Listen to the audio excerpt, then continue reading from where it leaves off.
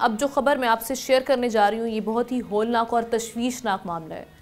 ये वाक़या गुजरांवाला का है, जहाँ सालगिरह की खुशी पर गूंजते कहकहे जहरीले पिज़्ज़ा की वजह से आहों और सिसकियों में डूब गए और खुशियों भरे घर में सफ़े मातम बिछ गई। गुजरांवाला में इंटरनेशनल कबड्डी प्लेयर नवीद पहलवान ने अपनी बेटी की सालगिरह पर पिज़्ज़ा ऑर्डर किया।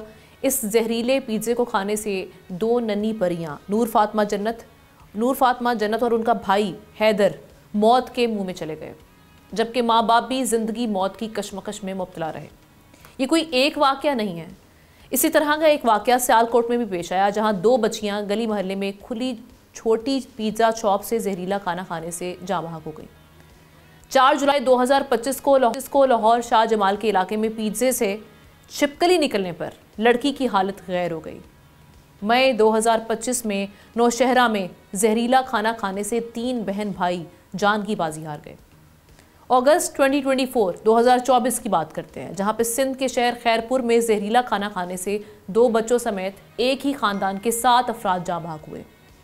फरवरी 2019 में कराची के होटल से जहरीला खाना खाने से 5 बच्चे जाँ बहक हुए।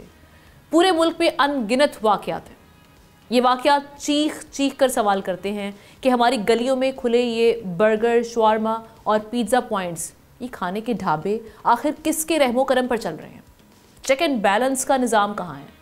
जहरीले खाने आखिर कैसे रोज़ हम देख रहे हैं कि फ़रोख्त हो रहे हैं?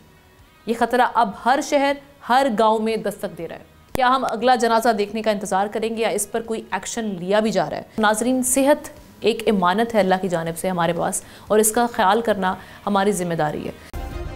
सब्सक्राइब करें और बेल दबाएं ताकि कोई खबर रह न जाए।